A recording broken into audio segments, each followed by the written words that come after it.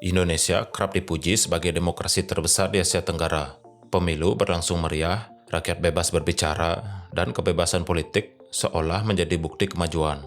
Namun di balik gemerlap itu, ekonomi seringkali justru menjadi korban. Politik uang menjadikan kursi kekuasaan sebagai tempat duduk kepentingan. Akibatnya, kebijakan ekonomi lebih tunduk pada kepentingan pemberi modal daripada kebutuhan rakyat. Regulasi bisa berubah seketika. Investor kehilangan kepercayaan dan pembangunan terhambat oleh tarik-menarik kepentingan. Kasus korupsi yang marak terjadi memperparah keadaan. Indeks persepsi korupsi di Indonesia pada tahun 2024 itu menempati 37 dari 100, memperlihatkan rapuhnya integritas institusi. Anggaran yang seharusnya untuk infrastruktur, pendidikan, dan kesehatan menguap di tangan-tangan gelap.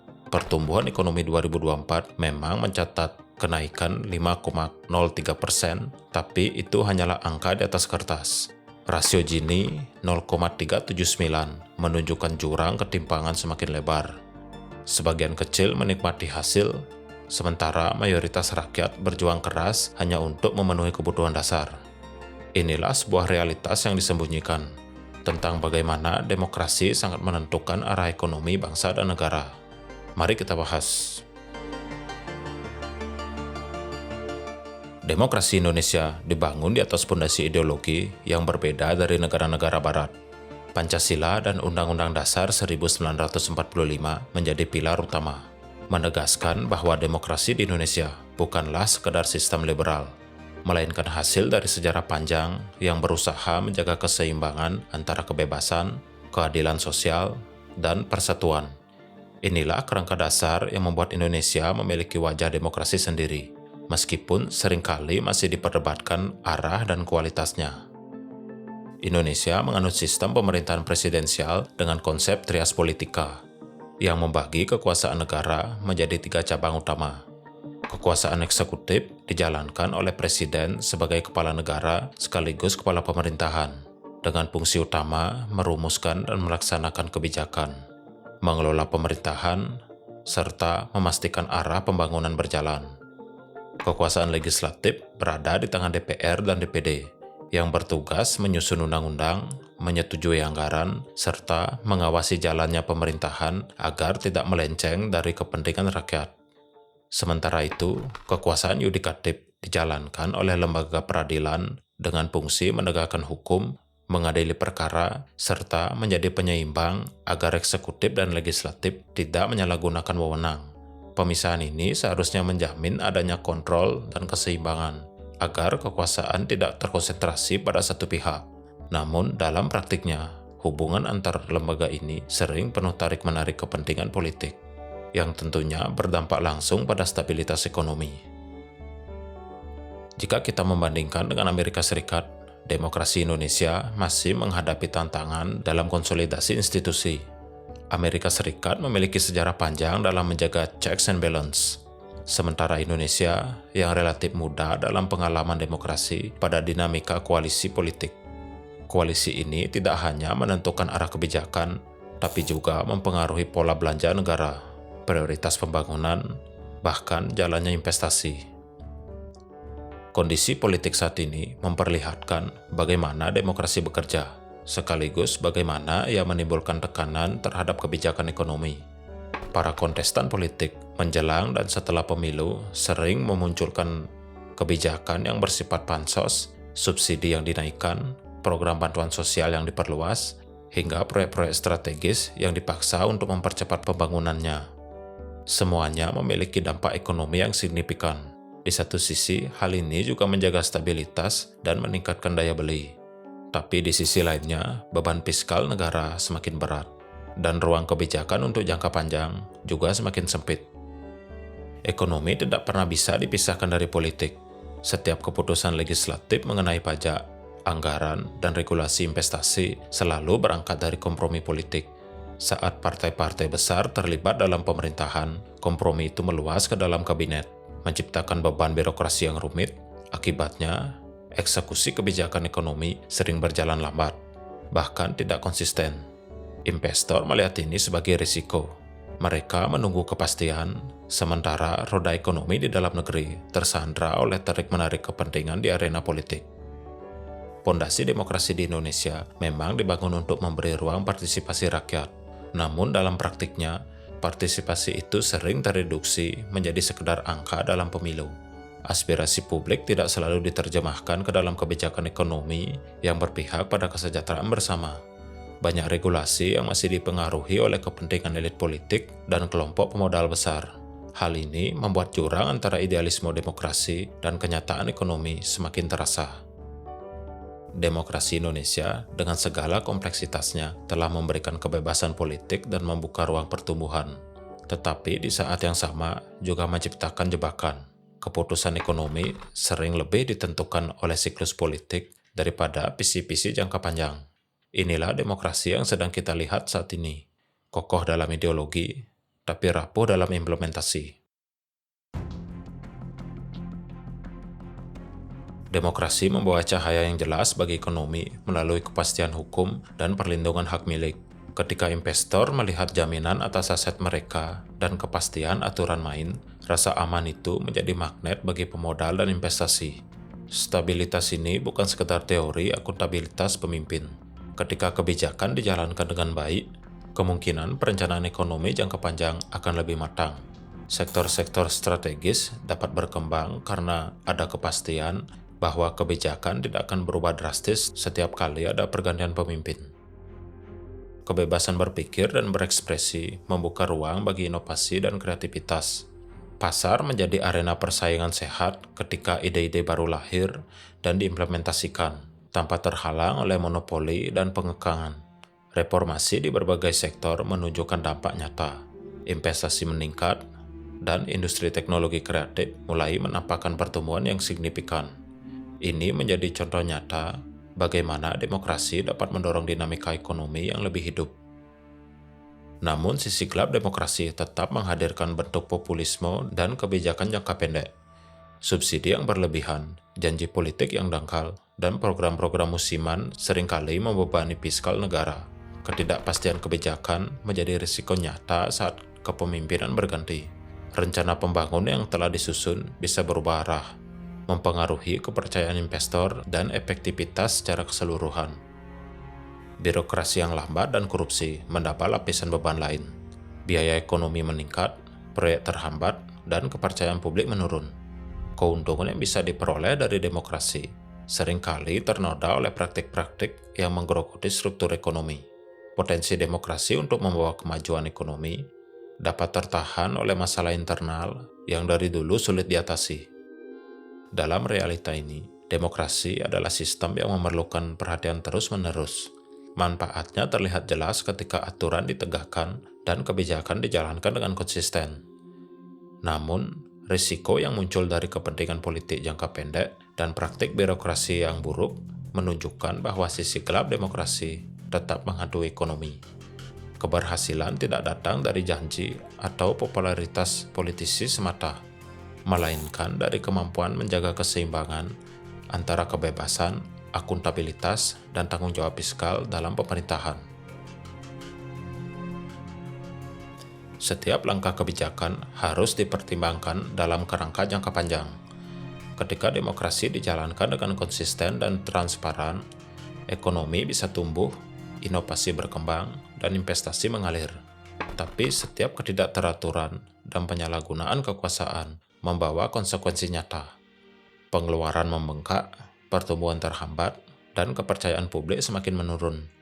Dalam konteks ini, demokrasi bukan sekedar sistem politik, tetapi mesin yang bisa mempercepat atau memperlambat kemajuan ekonomi, tergantung pada bagaimana nilai-nilai akuntabilitas, hukum, dan transparansi dijaga.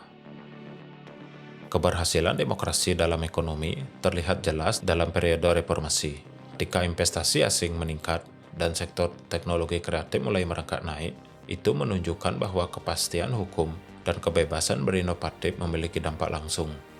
Di sisi lain, kebijakan populis dan birokrasi yang korup menunjukkan batas-batas demokrasi, meningkatkan bahwa potensi kemajuan harus diimbangi dengan disiplin dan integritas dalam setiap keputusan ekonomi.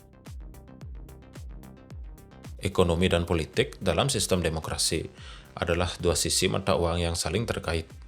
Kebijakan fiskal yang cerdas, pengawasan yang efektif, dan kepemimpinan yang bertanggung jawab menjadi pondasi untuk menjadikan demokrasi sebagai pendorong pertumbuhan ekonomi. Tanpa pondasi itu, janji-janji yang lahir dari sistem demokrasi hanya akan menjadi angka statistik, tanpa memberikan perubahan nyata bagi kesejahteraan masyarakat. Realisasi sisi terang demokrasi dalam ekonomi menunjukkan bahwa aturan yang jelas, akuntabilitas, dan dukungan inovasi adalah kunci pertumbuhan. Sementara sisi gelap yang muncul dari populisme, ketidakpastian kebijakan, dan korupsi menjadi peringatan keras bahwa kemajuan ekonomi tidak akan otomatis hadir hanya karena sistem demokrasi ada. Dampak nyata selalu muncul dari bagaimana sistem itu dijalankan dan dijaga. Demokrasi di Indonesia seharusnya menjadi sarana untuk mewujudkan aspirasi rakyat. Namun kenyataannya seringkali berbalik arah. Kebijakan politik yang dijalankan tidak selalu diterjemahkan menjadi kebijakan yang berpihak pada kepentingan rakyat banyak. Sebaliknya, sistem ekonomi kerap dimanfaatkan sebagai alat oleh kelompok elit dan oligarki untuk mempertahankan kekuasaan dan memperbesar pengaruh ekonomi mereka. Dalam situasi ini, demokrasi semestinya menjadi ruang partisipasi rakyat, justru seringkali berubah menjadi arena perebutan sumber daya oleh mereka yang memiliki modal besar dan kedekatan dengan kekuasaan. Politik uang menjadi praktik rutin yang merusak integritas demokrasi. Dalam setiap pemilu maupun pergantian kepemimpinan, uang seringkali menjadi faktor penentu dalam mengarahkan pilihan rakyat dan mempengaruhi hasil akhir. Transaksi politik antar elit kemudian berlanjut pada level kebijakan strategis, sehingga arah pembangunan ekonomi sering dipengaruhi oleh kepentingan kelompok tertentu ketimbang kebutuhan masyarakat luas. Dampaknya terlihat jelas ketika proyek-proyek vital tertunda, investasi strategis kehilangan kepastian, atau kebijakan ekonomi berubah hanya demi mengakomodasi kompromi politik. Sumber daya publik yang harusnya menopang pembangunan akhirnya tersedot untuk menopang biaya politik yang mahal. Ketidakstabilan kebijakan ekonomi menjadi masalah serius. Setiap periode pemerintahan membawa perubahan arah yang seringkali drastis. Regulasi investasi dapat direvisi, subsidi diubah, dan prioritas pembangunan dialihkan. Investor, baik lokal maupun asing, kesulitan merencanakan strategi jangka panjang di tengah kondisi yang tidak konsisten ini. Situasi tersebut menghambat pertumbuhan ekonomi yang seharusnya bisa lebih tinggi. Data Bank Dunia mencatat bahwa tingkat investasi langsung asing atau FDI ke Indonesia masih relatif stagnan, di kisaran 1-2% dari PDB, jauh di bawah beberapa negara ASEAN lain yang lebih stabil secara kebijakan. Hal ini menunjukkan bagaimana ketidakpastian politik menjadi salah satu faktor penghambat daya tarik ekonomi di Indonesia. Korupsi yang merajalela semakin memperburuk keadaan. Itu memakan anggaran pembangunan, mengurangi kapasitas negara dalam mendanai infrastruktur, pendidikan, dan layanan publik. Transparansi Internasional mencatat indeks persepsi korupsi atau CPI di Indonesia pada tahun 2024 berada di skor 37 dari 100. Menurun dari tahun sebelumnya dan menempatkan Indonesia di bawah rata-rata global. Angka ini menggambarkan bahwa korupsi masih sangat tinggi. Proyek mangkrak menjadi simbol nyata bagaimana kepentingan pribadi elit mengorbankan kebutuhan masyarakat luas. Komisi Pemberantasan Korupsi atau KPK bahkan melaporkan bahwa sebagian besar kasus korupsi yang ditangani pada tahun 2024 itu terkait dengan pengadaan barang dan jasa, perkara besar di lingkungan BUMN, serta di lingkungan pejabat negara.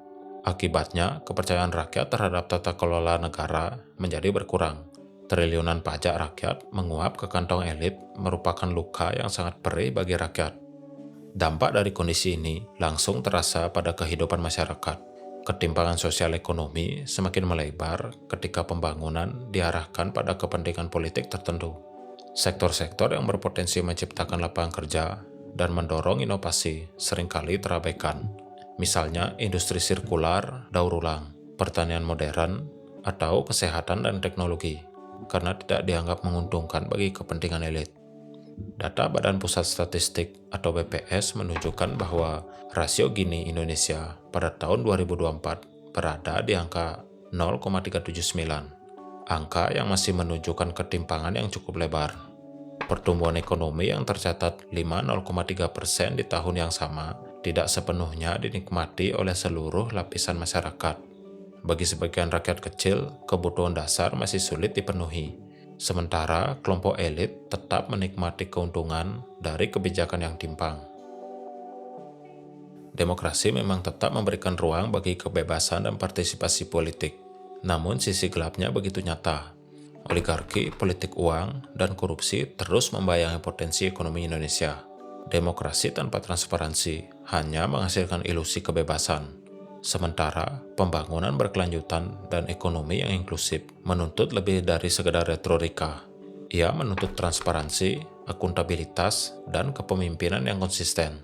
Seperti yang pernah diungkapkan oleh ekonom Joseph Stiglitz, ketika politik dikuasai oleh kepentingan sempit, ekonomi tidak akan pernah benar-benar melayani masyarakat luas. Tanpa perubahan mendasar, janji-janji demokrasi hanya akan menjadi angka statistik, tanpa memberi perubahan nyata bagi kesejahteraan rakyat. Kesimpulannya, demokrasi di Indonesia telah memberikan ruang kebebasan politik dan kesempatan bagi rakyat untuk berpartisipasi dalam menentukan arah bangsa. Namun praktek yang sering terjadi di lapangan seringkali tidak sejalan dengan semangat awal demokrasi itu sendiri. Alih-alih menjadi sarana pemerataan kesejahteraan, demokrasi justru kerap ditunggangi oleh kepentingan oligarki, politik uang, serta transaksi elit yang mengorbankan kepentingan publik. Akibatnya, kebijakan ekonomi menjadi rapuh, mudah berubah setiap periode kekuasaan, dan sulit menghadirkan konsistensi yang dibutuhkan untuk pertumbuhan jangka panjang. Pelajaran penting yang bisa diambil adalah bagaimana demokrasi bukan jaminan otomatis bagi kemakmuran. Demokrasi membutuhkan fondasi integritas, transparansi, dan akuntabilitas yang kokoh.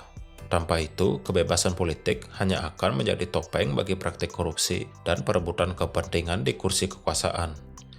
Data seperti rasio Gini Indonesia yang masih berada di 0,379 dan skor indeks persepsi korupsi yang hanya 37 dari 100 menjadi peringatan keras bahwa ketimpangan dan penyalahgunaan kekuasaan masih menghantui.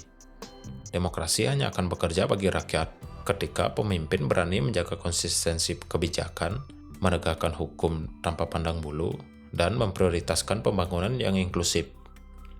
Demokrasi memang bisa menjadi mesin kemajuan, tetapi juga bisa menjadi jebakan yang menjerumuskan bangsa pada stagnasi ekonomi. Jalan keluarnya bukan dengan meninggalkan demokrasi, melainkan dengan membersihkannya dari gelapnya oligarki, korupsi, dan populisme dangkal. Demokrasi yang sehat adalah demokrasi yang melindungi hak rakyat, memastikan pembangunan berkelanjutan, dan menjadikan ekonomi sebagai alat untuk kesejahteraan bersama, bukan hanya sekedar statistik di meja kekuasaan semata.